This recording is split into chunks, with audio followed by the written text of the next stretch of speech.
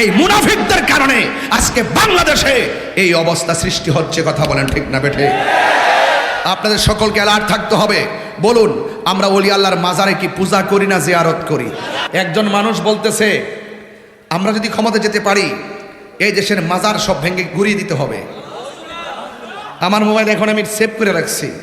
সে বলতেছে এই দেশের মাজারকে ঘুরিয়ে দিতে হবে, ভেঙে মাটির সঙ্গে মিশিয়ে দিতে হবে। আর 2 নম্বর, এই দেশে যারা পিরালি করে ওই পীরদেরকে গ্রেফতার করতে হবে।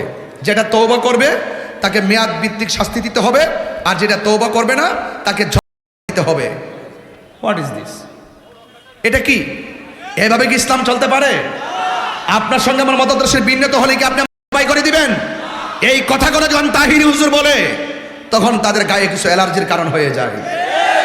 আমি তো বাবা মানিয়ে বলছি না তোমার সঙ্গে আমার মতাদর্শের ভিন্নতা হতে পারে।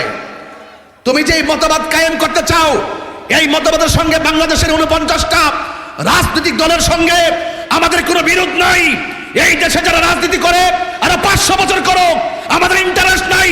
কেউ আসবে কেউ যাবে, দেওয়ার মালিক আল্লাহ, নেওয়ার মালিক আল্লাহ, এটা নিয়ে আমাদের ইন্টারেস্ট নাই। কিন্তু আমি যখন দেখব আপনি আপনার এজেন্ডা বাস্তবায়ন করতে গিয়ে অন্যান্য মতাদর্শের মানুষকে জবাই করার ষড়যন্ত্র করবেন, আল্লাহর নবীর মাজারকে ভেঙে দেওয়ার ষড়যন্ত্র করবেন, তখন আপনাদের সেই অপশক্তিকে রুখে দেওয়ার জন্য জাতিকে সতর্ক করতে হবে। কথা বলেন ঠিক কিনা?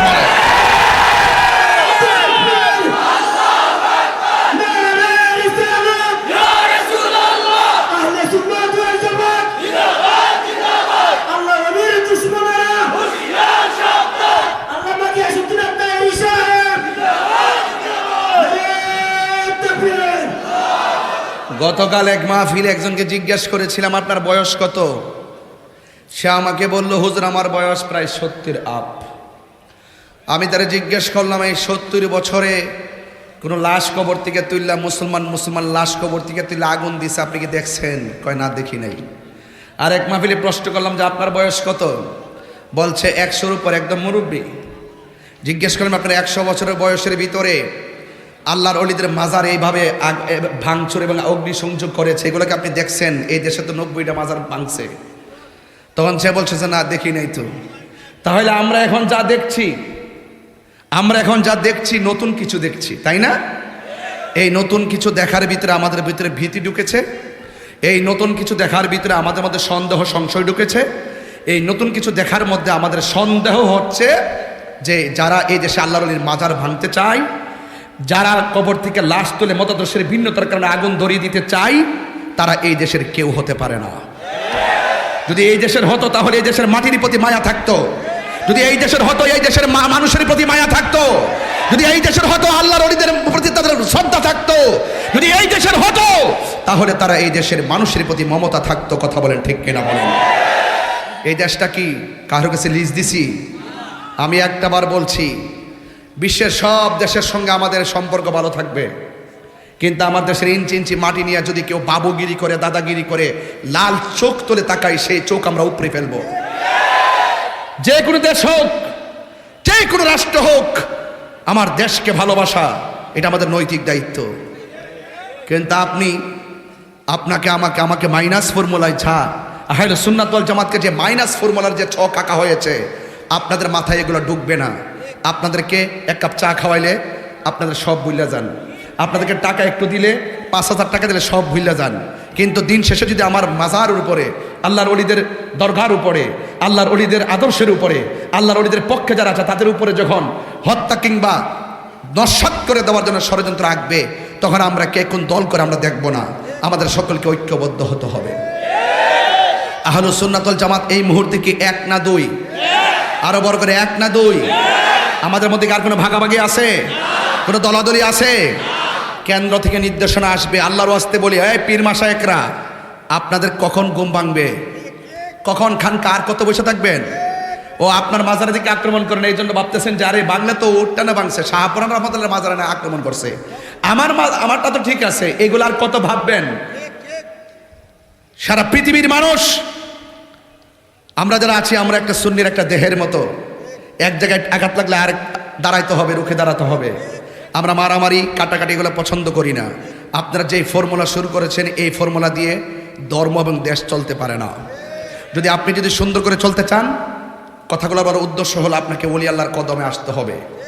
ওলি আল্লাহর কদমে যদি আসেন, সেখানে উগ্রতা থাকবে না, হিংস্রতা থাকবে না, হিংসা থাকবে না, প্রতিহিংসা থাকবে না, কাটাকাটি থাকবে না, মারামারি থাকবে না, খুন খারাপি থাকবে না, দুর্নীতি থাকবে না, চাঁদাবাজি থাকবে না, মারামারি থাকবে না, কাটাকাটি থাকবে না, থাকবে শুধু শান্তি, থাকবে শুধু ভালোবাসা। চালাও সে পথে যে পথে তোমার প্রিয়জন গিয়েছেন চলি, সেই প্রিয়জন মানি হলো আল্লাহর অলিগণ। সিন্নি খাইলেন কার দ্বারা, মোল্লা চিনলেন না। এই দেশে গরু জবাই করার সময় আল্লাহু আকবার নিতে পারে নাই, গরু গোবিন্দের যন্ত্রণায় সেই মুহূর্ত থেকে গরু জবাই করার সময় সে আল্লাহু আকবার ধ্বনি রন্ধ্রে রন্ধ্রে পৌঁছে দিয়েছে আপনাদের সিলেটের এবং সুলতানুল আউলিয়া বাবা শাহজালাল। তা আপনারা তো শাহজালালের ঘটনা জানেন, কিন্তু আপনাদের মাঝে আমি চেতনা দেখি না। কারণ এই সিলেটের শুধুমাত্র মুষ্টিময় কয়েকটা জায়গায় বিভিন্ন প্রতিবাদ হয়, এ আবার আংশিক হয়। আপনারা অনেক সময় আপনাদেরকে মাঠে আমি দেখি না, আপনারা আন্দোলনমুখী না, আপনারা প্রতিবাদমুখী না। আপনারা প্রতিবাদমুখী না হওয়ার কারণে এই দেশে 65% যদি আদমশুমারি করি 75% হবে সুন্নি মুসলমান। এত সংখ্যাগরিষ্ঠ হওয়ার পরও আমাদেরকে সংখ্যালঘু হিসেবে উপস্থাপন করা হচ্ছে রাষ্ট্রযন্ত্রের কাছে। রাষ্ট্রযন্ত্রের ঘুম আমরা ইনশাল্লাহ ভেঙে দিব। সকল সুন্নি জনতা ঐক্যবদ্ধ হয়ে রাজপথে নামতে হবে এই দেশের সার্বভৌমত্ব সুরক্ষায়। কথা বলেন ঠিক কিনা? রাজি?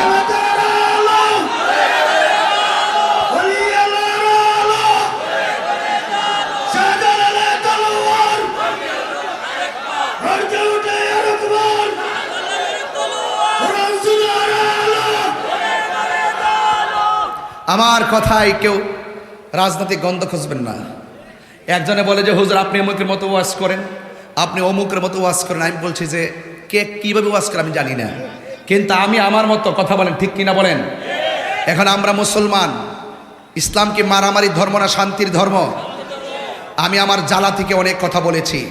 এই কথাগুলো কারো পক্ষে যেতে পারে, কারো বিপক্ষে যেতে পারে। যাদের এই কথাগুলো যাদের পক্ষে থাকবে এরা আশেক আউলিয়া, আমার এই কথাগুলো যাদের বিপক্ষে যাবে এরা মাজার ভাঙচুরকারী। কথা বলে ঠিক না বেঠে? এজন্য এদেরকে চিহ্নিত করতে হবে। এদেরকে কি করতে হবে? চিহ্নিত করতে হবে। আসুন, মুখে এক কথা বলবো, অন্তরে আরেকটা ধারণ করব, এটা যেন না হয়। মুখে মুখে বলবো আমরা ইন্ডিয়া বিরোধী, আবার তলে তলে যায় মূর্তি পূজা দিয়ে পাহারা দিয়া আবার ইন্ডিয়ারে খুশি করার ষড়যন্ত্র, খুশি করার চিন্তা চেতনা, এগুলো বাটপারি সাধারণ পাবলিক না বুঝলো। তোমরা যে মৌলবী, তোমরা মৌলবীরা দৌড় CS BS RS তাহিরির জানা আছে, বুঝলেন না কথাটা? একটা সব আমাদের জানা আছে।